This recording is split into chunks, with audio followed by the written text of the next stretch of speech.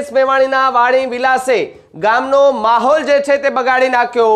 વડગામના ધારાસભ્ય અને કોંગ્રેસના નેતા જિગ્નેશ મેવાણીના વર્તનથી લોકો નારાજ જોવા મળી રહ્યા છે। થરાદ જિલ્લામાં જિગ્નેશ મેવાણીનો ભારે વિરોધ અત્યારે જોવા મળી રહ્યો છે। સ્થાનિક લોકો અને પોલીસ પરિવારો કે જે રસ્તા પર ઉતરી આવ્યા છે ને જિગ્નેશ મેવાણીના વાણી વિલાસ સામે એક ગંભીર પ્રહારો જે છે તે કરતા જોવા મળ્યા છે।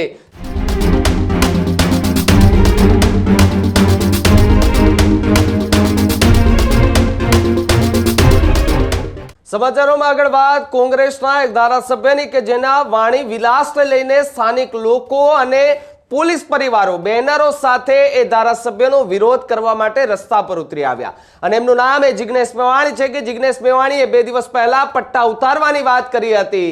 થરાદ જિલ્લામાં જિગ્નેશ મેવાણીનો ભારે વિરોધ અત્યારે જોવા મળી રહ્યો છે। ગામમાં પોલીસ પરિવાર સાથે મળીને વિરોધ પ્રદર્શન કર્યું છે। મોટી સંખ્યામાં લોકો પણ જોડાયા છે। જિગ્નેશ મેવાણીના વાણી વિલાસે ગામનો માહોલ જે છે તે બગાડી નાખ્યો।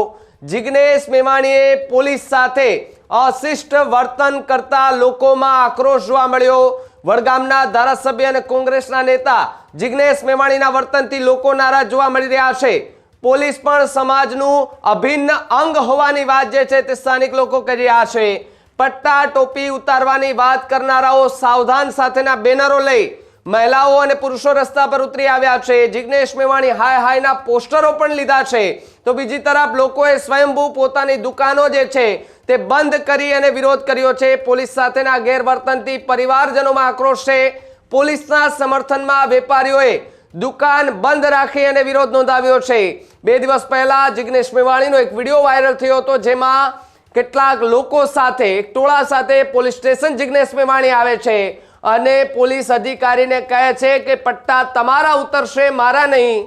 આ પ્રકારની વાત એક ધારાસભ્ય એક જનપ્રતિનિધિ તરીકે તમને કેટલું શોભે છે તેને લઈ અને અનેક સવાલો જે છે તે 2 દિવસથી ઊભા થતા હતા પરંતુ માત્ર ને માત્ર હવે એ સવાલો નહીં પરંતુ એ સવાલો રસ્તા પર ઉતરી આવ્યા છે ને આજે સ્થાનિક લોકો અને પોલીસ પરિવારો કે જે રસ્તા પર ઉતરી આવ્યા છે ને જિગ્નેશ મેવાણીના વાણી વિલાસ સામે એક ગંભીર પ્રહારો જે છે તે કરતા જોવા મળ્યા છે।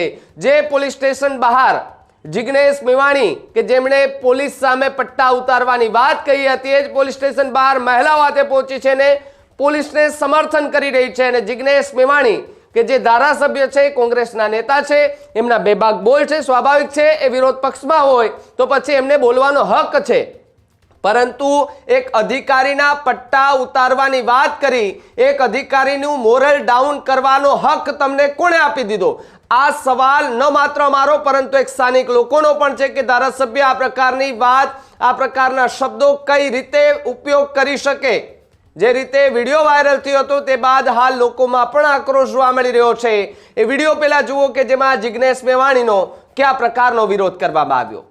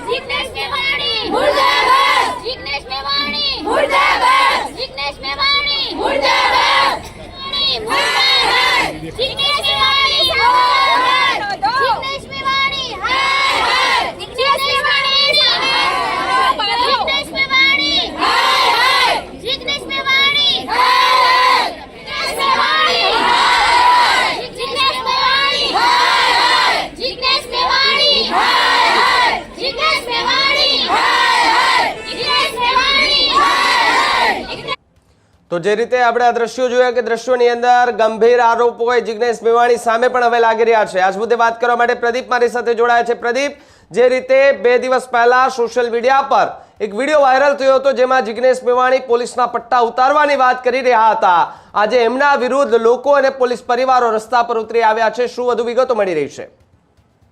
બિલકુલ ભાવિક, 2 દિવસ પૂર્વે કોંગ્રેસની જન આક્રોશ યાત્રાએ બનાસકાંઠાના જિલ્લાની અંદર પ્રવેશ કરવાની હતી ને પહેલા જ વાવથરા જિલ્લાના ડીમા ખાતેથી જે કોંગ્રેસની યાત્રાની શરૂઆત થઈ હતી એ યાત્રા દરમિયાન જિગ્નેશ મેવાણી એ થરાદ જિલ્લા પોલીસ વડાની કચેરીએ પહોંચે છે ને શિવનગરના કેટલાક લોકો તેમની સાથે હતા.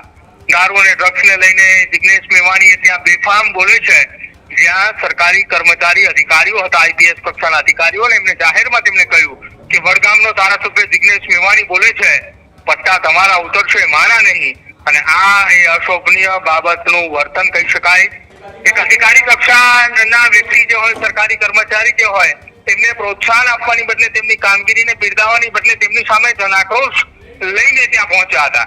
જોકે છેલ્લા 24 કલાકની અંદર થરાદ જિલ્લા પોલીસની ટીમ તરફથી આખી ઘટનામાં જિગ્નેશ મેવાણીને કોઈએ બત્તી પકડાવી હોય એ પ્રકારની વાત સામે આવી છે. કેમ કે જે જિગ્નેશ મેવાણીએ ત્યાંથી લોકોને લઈને આવ્યા હતા, તેમાં કેટલાક લોકોએ બુટલેગરની અથવા તો પોલીસ કર્મચારીના પરિવારના સભ્યો હતા કે જે દારૂની ધંધા સાથે, દારૂની લાઈન સાથે પકડાયેલા હતા. અને હવે એ જ જિગ્નેશ મેવાણીનો થરાદની અંદર વિરોધ થઈ રહ્યો છે. થરાદમાં લોકોએ બજારો બંધ કરી રહ્યા છે, શટર ડાઉન કરી રહ્યા છે. પોલીસના સમર્થનની અંદર થરાદમાં મહિલાઓ એકવાર ફરીવાર મેદાને આવી છે.